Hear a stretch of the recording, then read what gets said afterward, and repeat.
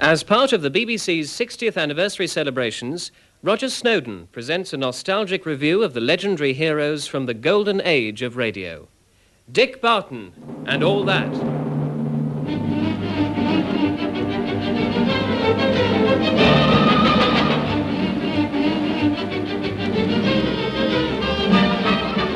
Sounds to quicken the heartbeat and arouse waves of nostalgia in how many middle-aged ladies and gentlemen? Michael Holloway, now a journalist in Sheffield. Oh yes, it meant a great deal to me in my youth.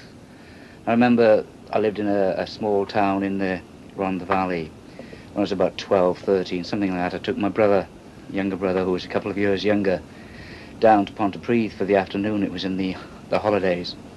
And we missed the bus going back. I was determined to get home in time for Dick Barton. So I said to my brother David, come on, let's walk. Not realizing it was 10 miles. We kept walking and walking, didn't get on a bus. By the time we did get home at night, it was about 11 o'clock at night. My father and mother had the police out looking for us and everything. But that's how important it was. You didn't miss Dick Barton if you could help it.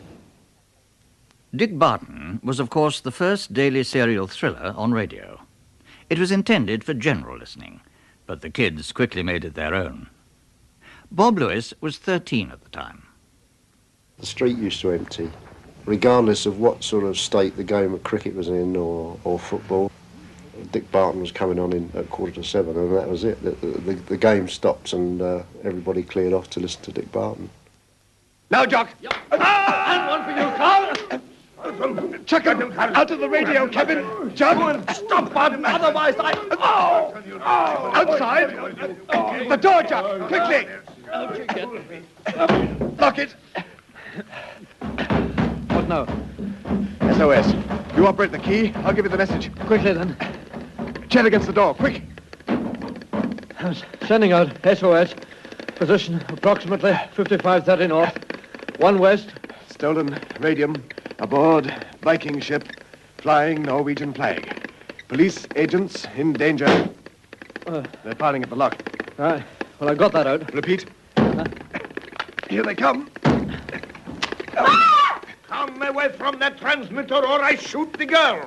Okay, Jock, we've had it. Well, you shouldn't have worried about me, Mr. Barton. Nice work, sir. Get the message out. Good enough out to have somebody after the ship pretty soon. Carl, we must do something quickly. Barton has sent a message. Right so.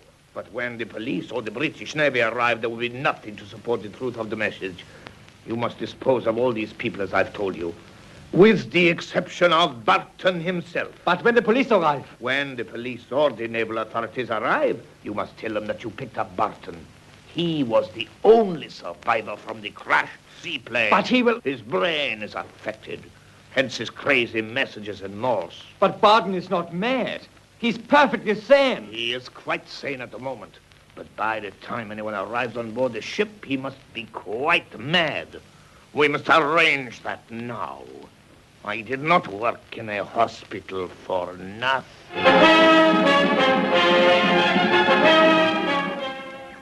Yes, what about those villains? I played quite a few of them from time to time. But it was the trio, Dick, Snowy and Jock, who really counted with the listeners. The war hadn't been long over, and we still had our minds on heroes. And Captain Dick Barton and his two trusty cohorts, they were current hero figures. That's what it amounted to. And they were our saviours, and they were going to get us out of the scrapes because we came involved in the scrapes. When Snowy got locked into a room or something, everybody got locked in the room, and it was up to Dick Barton and Jock to get him out. And it was fighting a battle, and we were on the side of good, and Dick Barton was protecting the side of good. I think that's basically what it was. I wonder how many people remember Thora Hurd as Dick Barton's housekeeper. That was how she and I first met, round about 1948. The first time I met you, Roger, you were that slim, dark-haired, very young man, just beyond a boy, It was fun. It was fun, that programme, when you think, wasn't it? I can always remember on one of these that we did, there was a lovely foreign gentleman who had put a carpet over a hole, and Dick and Snowy and Jock were rushing into this house, and you heard this yell, because, of course, they'd trod on the carpet and disappeared down the hole, you see. And this man said, Here he comes. And then the end music started softly. And there it goes. And I was standing on that set thinking, yes, I suppose when I listen to that at home, I will think he's fallen down the hole, because all the effects and things are so marvellous, aren't they? You know, it was really marvellous. I enjoyed it. Well, it was full of effects, wasn't it? I mean, almost more effects than dialogue, really. Fights, and you know, I suppose it's giving some of the secrets away, but nowadays anybody would know. But I thought the fights were marvellous to watch, because really nobody ever got hit, did they? But there were all the noises, and and I stood there absolutely thrilled. I didn't have this great knowledge of being a radio artist. And I used to watch you lot who'd done so much of it, that if you did a shout, you know, you took a pace back from the mic, or the bending up the leaves of the script and turning them so carefully, and all this sort of thing. So all those things I learned by watching people, because I used to feel really as though I knew nothing about it. Did you enjoy your Barton, anyway? Of course I did. I'm very proud to even say I was in the original Barton. Dick Barton was a thing on his own. Yeah. Dick Barton's a piece of history, isn't he? In those days, radio was perhaps an even more essential part of everyday life than television is today. Bob Lewis. I think the impressions are those of the surroundings of home, when we all crowded around the radio like the Ovaltine is. The focal point of the room was the fire, and next to that was the radio in the alcove on a dresser. And when Paul Temple came on, or something like that, you know, the family was quiet for that half hour and really sat absorbing it. I don't think I missed one episode of any Paul Temple series from when I can remember it beginning to the last one that I ever heard on the radio. The author and creator of Paul Temple, that great detective series, was Francis Durbridge. The first Paul Temple serial was written, or rather presented, in 1938 from the Midland Studios. It was an immediate success, and after that, of course, all the other Temple serials were presented on the national wavelength. Oh, it was purely regional, was it? To start with, it was purely regional. The very first one, sent for Paul Temple, was purely regional. Mm-hmm. Tell me, how did the whole concept of the series occur to you in the first place? Well, I always wanted to write thrillers. From a very early age, when I first started writing, it was always my ambition to write mystery stories, detective stories. I was a great admirer of the people who wrote them at that particular period. But I started writing for radio with a serious play dealing with life in a departmental store. It was called Promotion. And fortunately for me, it was extremely popular. It was repeated several times, and it was directed by Martin C. Webster. And one day I went in to see Martin and told him I had an idea for a detective serial. He said, well, let me see the first episode. And I wrote the first episode. He liked it very much. And from that moment, of course, we started what was a very long and a very successful partnership with Temple. He produced all the Temple serials. He never missed a single rehearsal or production. And he was a terrific radio producer, and I was very fortunate at that very early stage to have his experience. Martin also produced Appointment with Fear, and he was what would now be called executive producer in charge of all the drama serials at that time, including Dick Barton. Unfortunately, he's not well enough to take part in this program, but I know that all those listeners who've had so much pleasure from his work will join me in wishing him well again. Still on the subject of Paul Temple, Steve, his wife, achieved almost more fame and popularity than Paul himself. Steve. What a marvellous name for a heroine. Nobody could have played Steve other than Marjorie Westbury, because she had that voice. She was lady enough to open the front door of their flat with a latch key, and you'd hear the click of the latch, and there'd be a bloodied corpse lying in the hall, and she would just say, without any gasp or emotion, "Paul," and he'd say, "What is it, Steve?" "I've just found Sir Roderick, axed down the middle, lying on our hall carpet." And that is about as much emotion as she would put into it, but you knew very well that there was a horrible mess lying in her hall, but she was so much of a lady and so sophisticated that a bloodied corpse was just like finding the wrong copy of the newspaper. But in fact, Marjorie didn't play Steve when it was first produced in Birmingham. I didn't play Steve, I was in it. But a girl, Bernadette Hodgson, very nice girl, and Bernadette played it. Well, then the war came, and she got a job as an announcer, and because she was staff, she wasn't allowed to play it, so I moved up to Steve and stayed there. I remember all my husbands. I had 6. The first one was Hugh Morton, who I still see around on the box occasionally. Hugh, I haven't seen him for ages. Hugh was the first one. Then there was one at Bristol. You know, everybody moved to Bristol for a short time. Carl Vernon played one. Do you remember Carl? Yes. Very, very funny man. He had us in hysterics. It was very difficult to play with Carl. Then for a long time, one of the very best was Barry Morse, who, nice ending to this story, because Barry became very ill. He had a tubercular lung. And he had to get out of this country, and he went to Canada. Not only cured him, but became a very big star over there. You know, he played this big detective series. Barry Morse, then Kim Peacock. Oh, yes, Kim. He was awfully popular, you know, Kim was. Then Boney Crawford, Howard Marion Crawford, played one.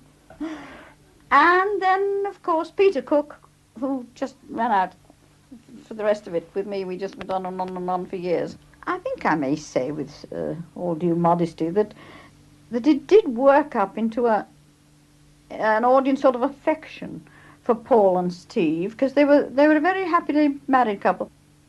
We had a splendid, faithful manservant, lucky us, a young man called Charlie, who there were innumerable Charlies, but they were always there, and we were awfully well off. We lived in Eaton Place towards the end, so we were, you know, pretty good.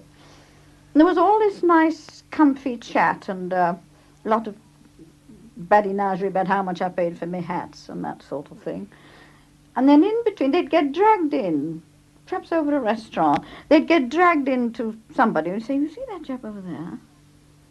I've got a feeling I've seen him. Then plot would thicken, you see. And it would all be in a very cosy sort of, rather sort of house party set up. We never had any particularly low life things. They were all pretty sort of gin and tonic built, I think.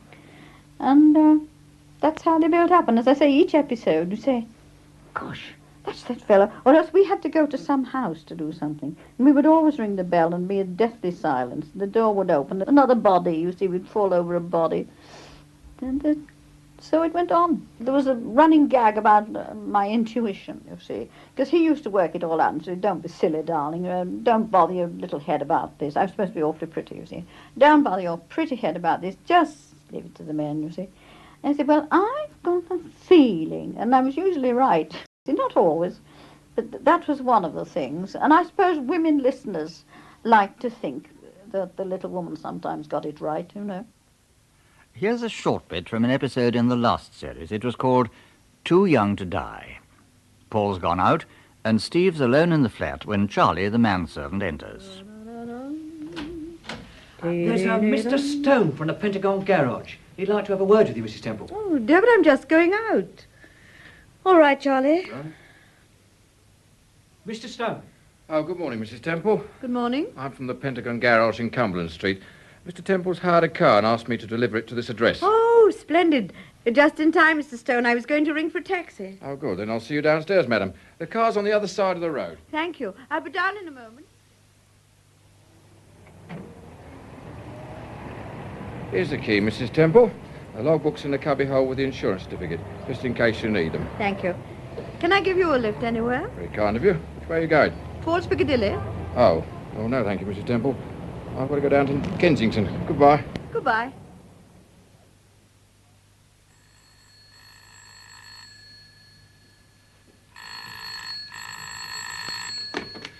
Hello? Is Mrs. Temple there, Charlie? Oh, hello, Mr. T. No, she's just this minute driven off in a car. What car? Well, the one from the Pentagon Garage. But I'm speaking to the garage now. Who delivered the car? And Mr. Stone, he said you rented a car. Charlie, listen. Run downstairs. Get Mrs. Temple out of that car at once. But she's gone, Mr. Temple. She left a couple of minutes Charlie, ago. get downstairs. Run like hell. Whatever you do, get Steve out of that car.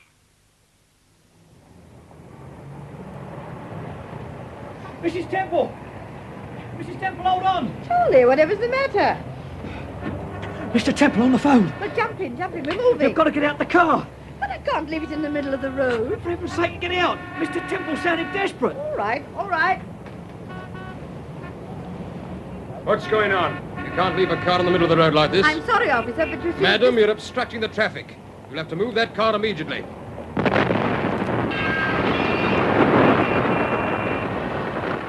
Well, unhappily, nobody nowadays would call that far-fetched. Prophetic would be a better description. Sound effects have always played an enormous part in radio drama, particularly in thrillers. Some are done in the studio, opening doors, sounds of crockery and so on, and sometimes more complicated things. These are called spot effects, and I shall always remember in Dick Barton an extremely pretty effects girl on her knees by a box of sand doing horses galloping across a desert with a pair of coconut shells. To get the sound of the harness, she held a bunch of keys in her teeth, shaking her head from time to time and managing simultaneously to make noises. More complicated effects, motor cars, trains, explosions, aircraft and so on, are on disc. Grams is the technical term. The actors can't hear them, so they have to rely on cue lights. All quite a complicated business. Here's Marjorie's description of effects for a typical Paul Temple with Patience Sheffield, now Patience Pratt, as studio manager.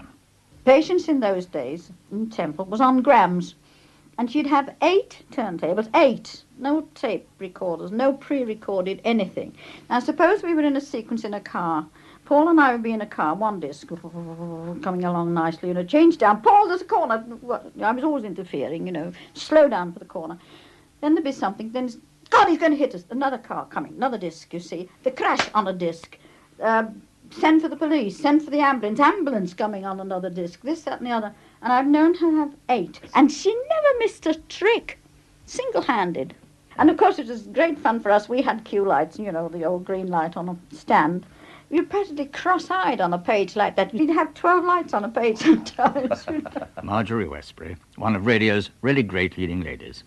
And no one who remembers the heroic years will ever forget this voice. This is your storyteller, the man in black, here again to tell you a story that may divert, soothe, or who knows, even disturb you. Valentine Dyall, originator of perhaps the most famous character in the history of the media. The author of the series was John Dickson Carr, and Val tells how it all started. John Dickson Carr wrote some of the best thrillers ever written. He wrote under 2 names. He wrote under the name of Carter Dickson. He wrote under the name of John Dickson Carr. He probably wrote under another secret one, which I haven't remembered. But anyway, he had founded this series, which was called, I think it was called Julian or something in America. And it was a sort of creaking door job. And then he said, we're going to call this Appointment with Fear. Now, what do you want to call yourself? Do you want to call yourself the man who laughs? You're the narrator, you see. Or do you want to call yourself, would you like to call yourself the man in black? And I thought the man who laughs was a terribly pompous name to give yourself. And I didn't like that at all. I thought I'd be the man in black. I always used to put a kind of regret, a kind of bit of sorrow into my voice. This is your storyteller. Because everyone said I had a very deep voice to do it. I didn't, I used my very purdy little voice rather close to the microphone. But everyone thought it was, because I have a deep voice anyway, and rumbles come out of it. But it wasn't the man in black, as is generally supposed. And I always used to put, this is your storyteller, the man in black. As though I had done something, and there was some kind of a regret in my life. It was just a silly gimmick. And I don't suppose for a moment that anybody noticed it. But that's how I did it. That's why I chose the man in black. Because I had an idea that I'd done something rather foolish. And I got involved in horror. But really, otherwise, apart from that, it was money for a rope. I had the right voice for it. It was beautifully written. And it was beautifully acted by that extremely competent repertory company. And really and truly, they did the work and I got the credit. It was the easiest bit of starring, and maybe an asterisk at least, that anyone has ever had. And it really was a great success. In fact, I think we were about, believe it or not, about 1 pip as far as ratings were concerned under Itmar. Though I had to pay a price because people said he was the man, we don't want a man in black voice for that, they cried. But I think on the whole I should be more grateful to the man in black than I'm cross about him. I'm grateful to the old boy.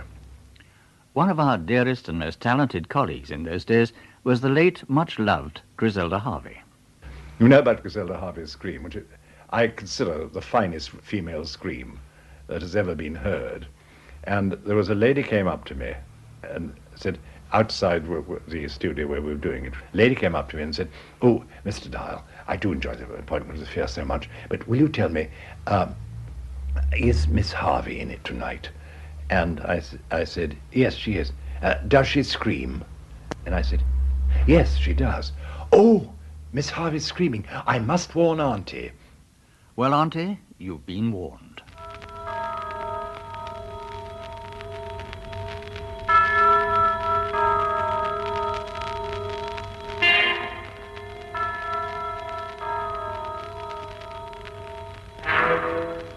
Appointment with Fear.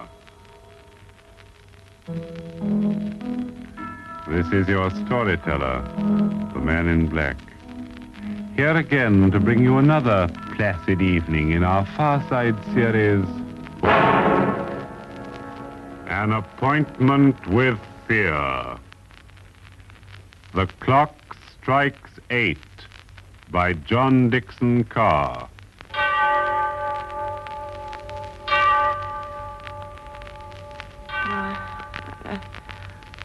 What is it? What was that noise? Now, lean back in your bed, my dear. It's all right. That's good advice, Miss Barton. You take it easy. I think I must have been dreaming. You were having a nightmare, but it's all right now. Nothing's going to hurt you. Where am I? Why on earth is it so cold? Well, it's pretty hard to be cozy here in the middle of December. Did you say December? That's right. The 18th of December. Oh, you're fooling me. You're playing a trick on me. Oh, my head feels queer and I want to cry. I won't. Could we have some lights? Of course, straight away. It can't be December, I tell you. That's impossible. It was only yesterday and all the flowers were out. I was going up to see Philip. That's it. I was going up to see Philip. Philip who? Philip Gauld, the man I was going to marry. It's coming back to me now. It was yesterday, and I started up to see Philip. Oh, for heaven's sake, miss. Be quiet, Hannah, and don't turn those lights yet. Oh, she's having us on. Hannah, this girl's shaking all over, and she doesn't know where she is. Now, miss, now listen to me. I'm going to sit down on the bed beside you. Now, just take my hands and hold them tight. What's wrong? Why are you looking at me like that? I've got something to tell you. Is it about Philip? It is about him, yes. In a way. I want you to keep tight hold of my hands. You see, Miss Barton, this is Maidhurst Prison. Steady now, steady. I'm still dreaming. I must be. It was the end of August, and I started up to see Philip. You can't mean I'm in prison. Now listen, my dear. I'm afraid it's worse than that. Worse than that? Look over there. You see where there's a little bit of fire in the grate? Well? And paper on the wall, and pictures, and a carpet on the floor. Why can't you come out straight and tell her? They're going to hang you in the morning, Miss Barton. This is the condemned cell.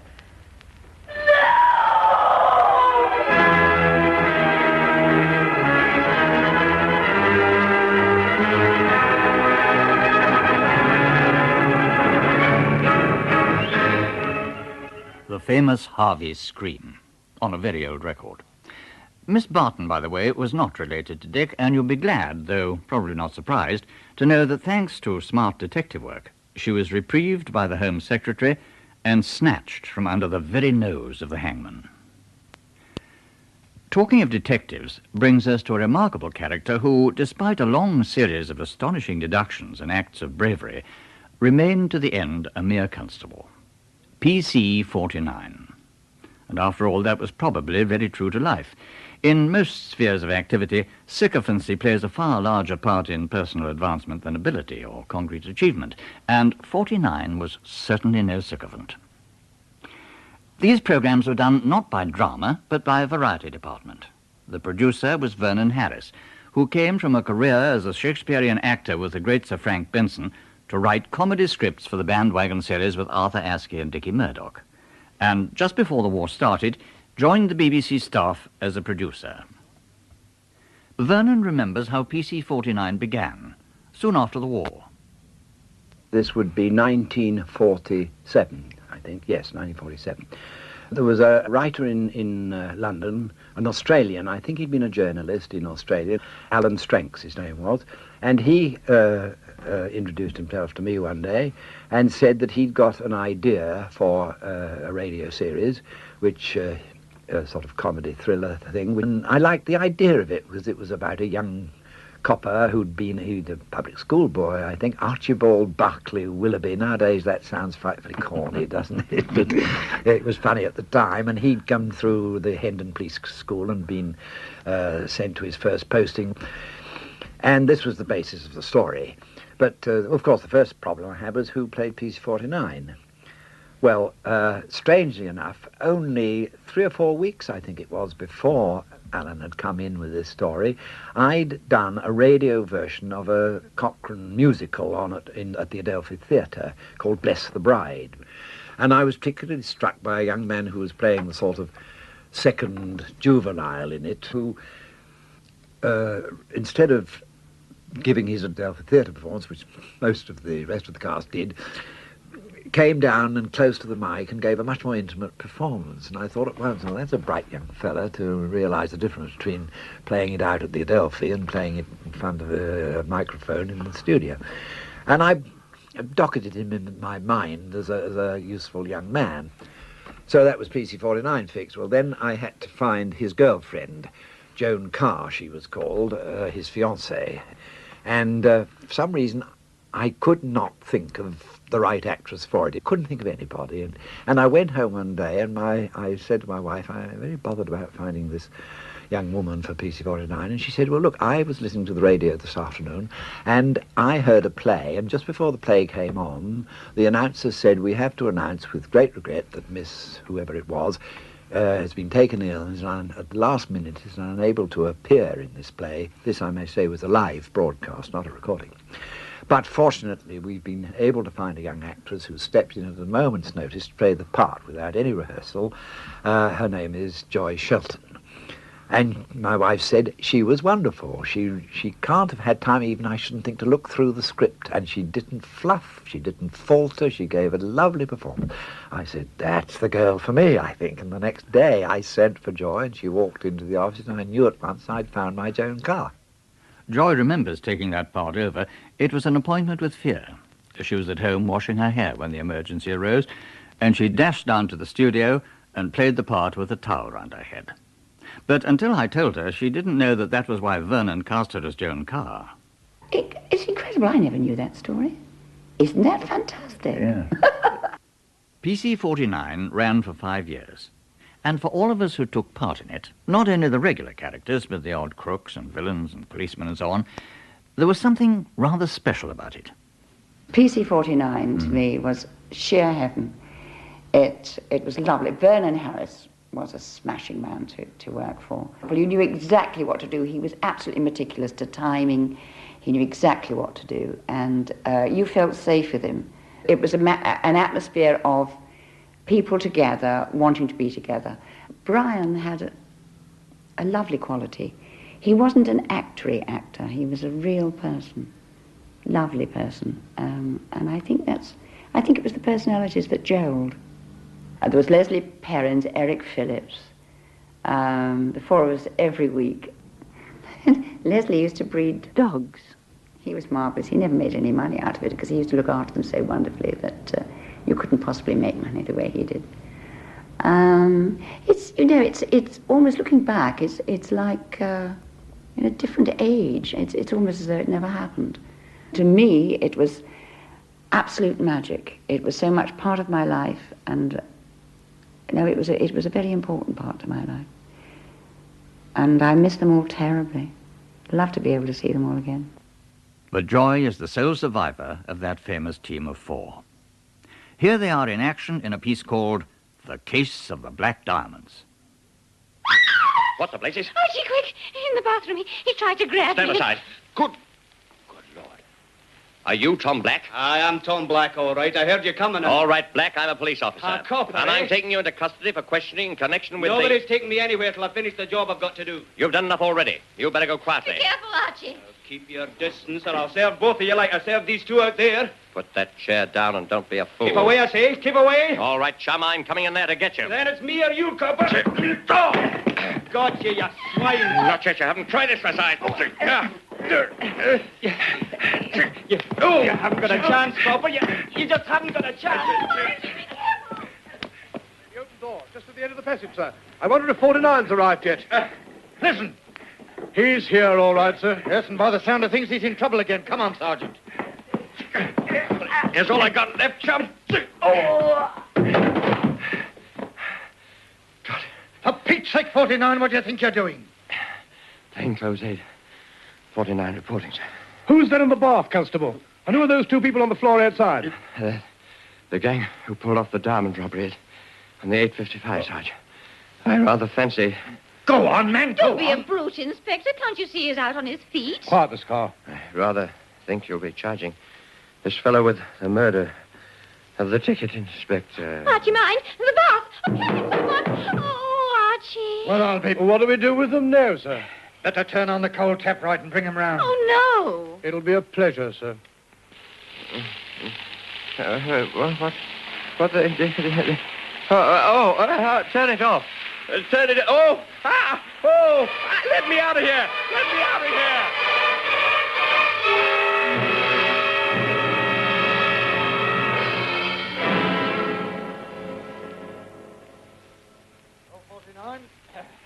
I'm bound to say you did a jolly good job last night. Thank you, sir. In spite of the fact that in doing it, you chose to disregard my orders totally. But, Inspector, if he hadn't gone to that flat, Tom Black would have got clean away. Yes.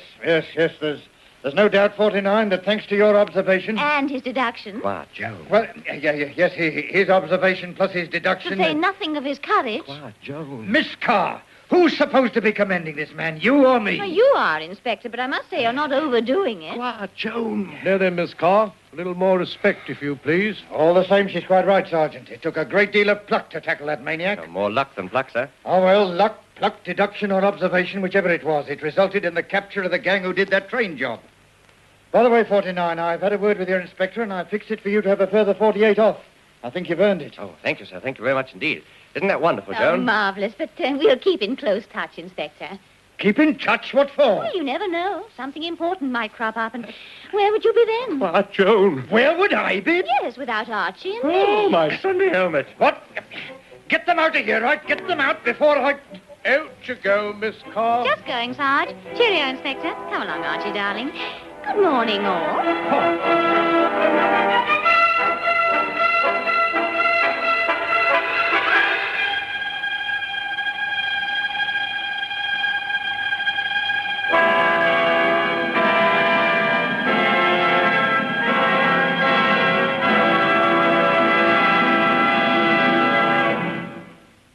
It's odd, isn't it, that although PC-49 was allowed a charming and attractive girlfriend and Paul Temple was happily married, poor old Dick Barton was condemned to a life of celibacy. The first Dick Barton was Noel Johnson. I asked him how he got the part. I was doing a serial with Martin Webster, and we had just finished the last episode, and we'd gone for a drink in the Feathers, and he said over his drink, well, I've just got to get this daily serial fixed up before I go on leave. And I said, what daily serial? And he stopped with his whiskey glass half to his mouth and looked at me and he said, would you be interested? And I said, what, work every day? What do you think? There wasn't very much money attached to it, But he, although it wasn't his pigeon, that sort of thing, as you know, he intimated that if the thing was a success, of course, contracts would be renegotiated. In any case, I could make a lot of money on the side by opening things and so on, I think he meant. So I said, yes, all right, we'll have a go. What did you think of the character and the writing and the whole concept of this? What was your own impression of it?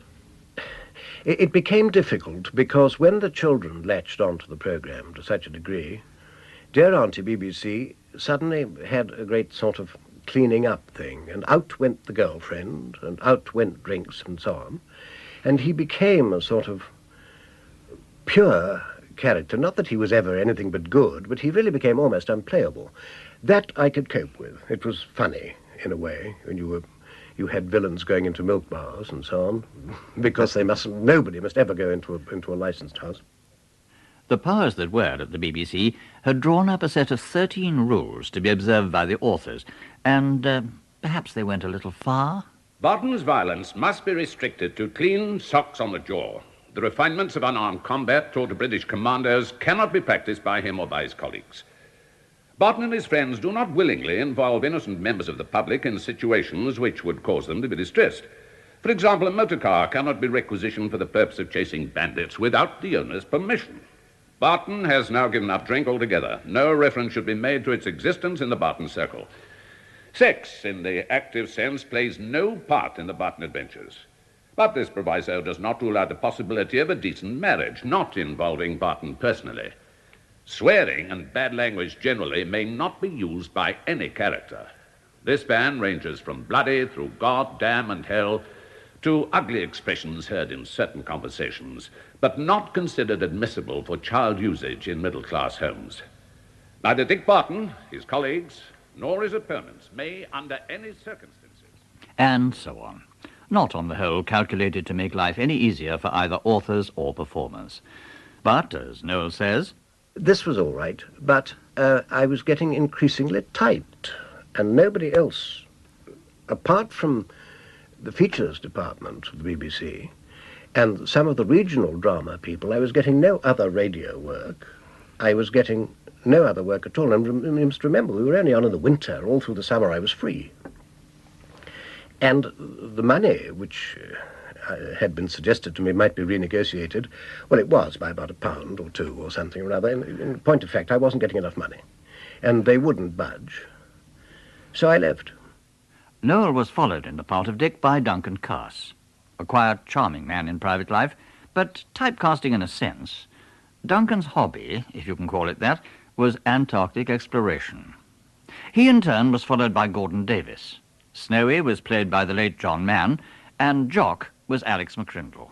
Well, to me, it was just another job for me as a professional actor. I was booked, I think, in the first case for about 6 episodes. And I read them, and I thought they were very ingenious and very funny sometimes, I think. But, you know, to me it was just 6 episodes, and I thought that would be the end of it. But it became clear when they started going out that there would be many more to come. In fact, it looked as if it could go on forever. Most of us, I think, took a fairly detached view of it, but one or two of the cast, John Mann, for example, was completely devoted to the thing and loved every minute of it, and organised our fan club, and was the one who asked people to come to London and be introduced to us and all this kind of thing. The first director, or producer as they were more appropriately called in those days, was Neil Tewson. Neil was an absolute devotee. He was like John Mann. He thought that, you know, the world began and finished with Dick Barton, completely devoted to it. He taught me all I ever knew about Dick Barton, how to produce it, and all that marvellous pace that he got. It was all his pace that we copied. Raymond Raikes. He took over from Neil. He was producing it like mad and really getting a little bit weary, if the truth were known, because they were doing 2 episodes a day at that, and stories were running for 20 episodes each. It was pretty hard going, and he'd done, I think I'm right in saying, 6 stories of Dick Barton. So I walked in, and I did the 7th, 8th, and 9th stories, so that was 60 episodes. And that was written by Geoffrey Webb, and Geoffrey Webb also wrote all the episodes that I produced, but of course there were many other authors. Edward J. Mason, I think he started the thing really going. He did 13 stories. Geoffrey Webb, I think, did 15 stories. Basil Dawson did 4. B.D. Chapman, Bertie Chapman, I remember very well. He was in the army with me. He did 3. And then 3 or 4 other people each did 1. But that made 718 episodes. So it really ran for quite a time. It was reputed then to have an enormous listening audience of 15 million. The fan mail, too, was enormous. In fact, it still goes on. So I've got one fan in particular, and she wrote to me a short while ago after John Mann died, and apparently she's been writing to him all those years regularly. And she listed all the things that I've ever appeared in since 1953, films, television, radio. She's got every photograph of me that was ever published anywhere, it seems to me. In fact, lists some things that I don't even remember what they were. It's quite astonishing. And she's a woman, I assume she's in her middle age, she must be now, and very active socially, secretary of various charitable organizations. And she's completely devoted to the whole concept of Dick Barton. I talked to the lady. Her name is Pat Hetherington, and she lives in Carlisle. When the series started, she was 10. I wanted to preserve it for posterity, and when Dick Barton was on, I used to scribble notes of all the episodes and write them up in essay form so that I wouldn't forget them, you know. Mm. Then I kept a scrapbook, and after that, when the serial finished, I followed the same people doing other work. So really, the marvellous contribution they gave to the programme was transferred to their own careers, and I still follow that and keep a record with dates and cuttings and this sort of thing, you know. And it brings back all the magic again. And nothing whatever can drag me away from the radio or television if they're on. And if they could only know just what a tremendous amount of pleasure that they have given me. It's a lifetime of pleasure, because for 35 years I've followed their careers, and I should like to say a very sincere thank you to all the people who did it for a lifetime of pleasure and extremely happy memories. Dick Barton, Special Agent.